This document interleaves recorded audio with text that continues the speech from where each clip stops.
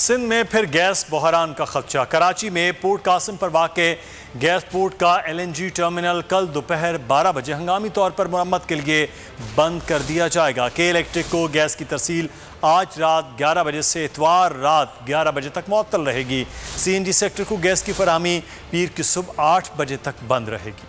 سندھ میں پھر گیس بحران، روشنیوں کے شہر میں پھر اندھیروں کا خدشہ، CNG اسٹیشن بھی بند ہوں گے۔ پورٹ قاسم پر واقع گیس پورٹ کا LNG ٹرمینل کل دوپہر 12 بجے مرمت کے لیے بند کر دیا جائے گا۔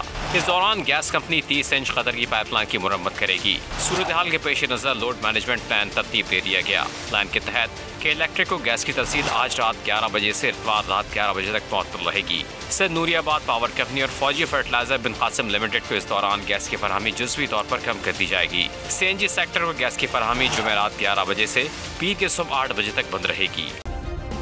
سبسکرائب کریں اور بیل دبائیں تاکہ کوئی خبر رہ نہ جائے۔